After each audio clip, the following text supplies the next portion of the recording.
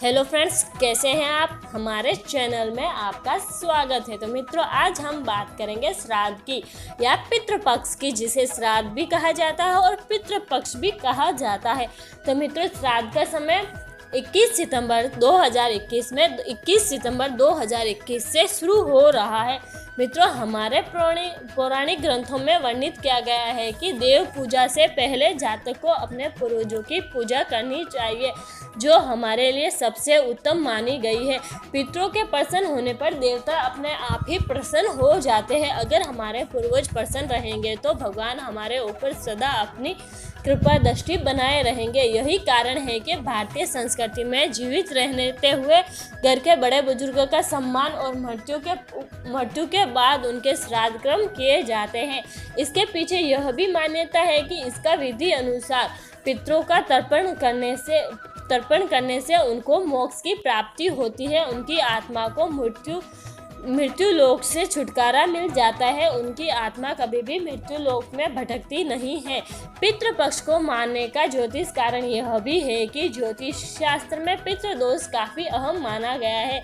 जब जातक सफलता के बिल्कुल नज़दीक पहुंचकर भी सफलता से दूर रहता है, या उनको संतान उत्पत्ति में परेशानी आ रही हो, या धन की हानि हो रही हो, या उनके घर में क्लेश हो रहे हो, तो मान लो उनके ऊपर पितृदोष होता है। तो जो पितृदोष से पीड़ित होते हैं उनके लिए श्राद्ध पक्ष काफ़ी महत्वपूर्ण होता है। वह अपने पितरों के लिए तर्पण करके उनकी मुक्ति करके भी अपने पितरों का आशीर्वाद प्राप्त करके देवताओं को प्रसन्न कर सकता है। तो मित्रों, अब बात करेंगे कि पितृपक्ष के दौरान हमें किन बातों का ध्यान रखना है। हमारे हिंदू धर्म में यह माना गया है कि पितृपक्ष 16 दिनों का होता है और पितृपक्ष में 16 दिनों तक अपने पूर्वजों के लिए तर्पण करने को काफ़ी शुभ माना गया है। मित्रों, तो आपको ख्याल रखना है कि 16 दिनों की अवधि के दौरान सभी पूर्वज अपने परिजनों को आशीर्वाद देने के लिए पृथ्वी पर आते हैं। उन्हें प्रसन्न करने के लिए तर्पण करें, श्राद्ध और पिंडदान करें। इन अनुष्ठानों को करना इसलिए ही महत्वपूर्ण है क्योंकि इससे किसी व्यक्ति के पूर्वजों को उनके इष्ट लोकों को पार करने में मदद मिलती है। उनकी आत्मा कभी भटकती नहीं है, उन्हें मोक्ष की प्राप्ति हो जाती है। वहीं जो लोग अपने पूर्वजों का पिंडदान नहीं करते हैं, उन्हें पितृ ऋण और पितृदोष सहना पड़ता है, जिससे उनके समय में कष्ट आते हैं। उनके घर में हमेशा कष्ट रहते हैं, धन में भी हानि होती है। इसलिए श्राद्ध के दौरान यदि आप अपने पितरों का श्राद्ध करते हैं तो आपको इन बातों का विशेष ख्याल रखना चाहिए। शास्त्रों के अनुसार हमेशा बड़े पुत्र और छोटे पुत्र को श्राद्ध का अधिकार दिया गया है। इसके अलावा अगर कोई विशेष परिस्थिति है तो आप किसी भी पुत्र के द्वारा यह श्राद्ध का कार्य पूर्ण कर सकते हैं। किसी भी पुत्र को श्राद्ध करने का अधिकार भी है। पितरों का श्राद्ध करने से पूर्व सबसे पहले स्वच्छता पे ध्यान दिया गया है। सबसे पहले आपको स्नान करना चाहिए, स्वस्थ वस्त्र धारण करने चाहिए तथा आपको कुश की घास से बनी हुई अंगूठी पहननी चाहिए। इसका उपयोग पूर्वजों के लिए करना चाहिए। पिंडदान के एक भाग के रूप में जौ के आटे, तिल और चावल से बने गोलाकार पिंड को भेंट करना चाहिए, अपने पूर्वजों को भेंट करना चाहिए। तो हमारे शास्त्रों में कहा गया है कि आपको पितृपक्ष में सुयोग्य विद्वान या ब्राह्मण के द्वारा ही पितृपक्ष का कार्य करना चाहिए। इसमें आपको श्राद्ध क्रम में पिंडदान तर्पण एक विद्वान ब्राह्मण के द्वारा ही करवाना चाहिए। श्राद्ध कर्म में पूरी श्रद्धा से ब्राह्मणों को दान देना चाहिए। इसके अलावा मित्रों, अगर कोई गरीब व्यक्ति है, काफ़ी निर्धन व्यक्ति है, किसी जरूरतमंद की श्राद्ध करना पितृपक्ष में काफ़ी शुभ माना गया है। इससे आपके सभी कार्य सिद्ध हो जाते हैं, आपको पुण्य की प्राप्ति होती है। इसके साथ मित्रों, आपको गाय, कुत्ते, कौवे आदि पशु पक्षियों के लिए भी भोजन का एक अंश जरूर डालना चाहिए। जिसके द्वारा आपको इनका आशीर्वाद प्राप्त होता है। मित्रों, हमारे शास्त्रों में इसे काफी शुभ कार्य माना गया है। मित्रों, अब हम बात करेंगे कि पितृपक्ष में ऐसे कौन से कार्य हैं जो आपको नहीं करने चाहिए, जिनकी आज्ञा हमारे शास्त्र हमें नहीं देते हैं। यह हमारे लिए कष्ट का कारण भी हो सकता है।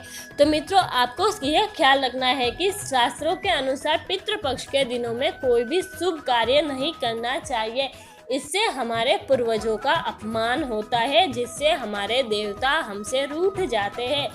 मित्रों, आपको इसके साथ यह भी ख्याल रखना है कि श्राद्ध के दौरान आपको कोई भी नई वस्तु, नया वाहन नहीं खरीदना चाहिए। इससे आपको हानि हो सकती है।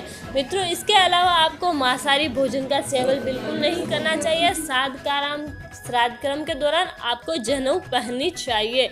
आपको पिंड दान करते समय हमेशा जनेऊ का धारण करना चाहिए। पिंड दान के दौरान उसे बाएं की जगह दाएं कंधे पर रखे। जनेऊ का धारण करना काफी शुभ माना गया है। श्राद्ध कर्म करने वाले व्यक्ति को अपने नाखून नहीं काटने चाहिए। इसके अलावा उसे दाढ़ी या बाल भी नहीं कटवाने चाहिए। यह आपके लिए काफी हानिकारक हो सकता है। आपको ख्याल रखना है कि श्राद्ध कर्म करते समय कभी भी नाखून नहीं काटने चाहिए और आपको श्राद्ध कर्म के दौरान कभी भी बाल और दाढ़ी भी नहीं बनवानी चाहिए। मित्रों, इसके अलावा आपको तंबाकू, धूम्रपान, सिगरेट, शराब का सेवन नहीं करना चाहिए। इस तरह से बुरे कार्य करने से आपके श्राद्ध कर्म का जो उचित फल होता है, वो जो परिणाम होता है, वह आपको नहीं मिलता है। उसमें आपको बाधा होती है। यदि संभव हो तो आपको 16 दिनों तक, श्राद्ध कर्म के समय 16 दिनों तक चप्पल नहीं पहननी चाहिए। इसको काफ़ी शुभ भी माना गया है। मित्रों, श्राद्ध पक्ष में यह भी माना गया है कि श्राद्ध पक्ष के दौरान अगर कोई भी पशु पक्षी या कोई इंसान आपके घर में आए तो आपको कभी भी उसका अनादर नहीं करना चाहिए। ऐसा माना जाता है कि वह आपके पितृ भी हो सकते हैं, तो आपको उनको हमेशा सम्मान करना चाहिए। मित्रों, आपको इसके साथ यह भी ख्याल रखना है, आपको हमेशा श्राद्ध का कार्यक्रम किसी विशेष स्थान पर करना चाहिए, जिससे आपके पितरों का तर्पण आसानी से किया जा सके। इस प्रकार और विधि विधान से श्राद्ध करना काफ़ी उचित माना गया है और यह पितृ ऋण से मुक्ति भी दिला देता है। तो मित्रों, आपको हमारी श्राद्ध से जुड़ी जानकारी अच्छी लगी है तो हमारे चैनल को लाइक करें, शेयर करें और सब्सक्राइब करें।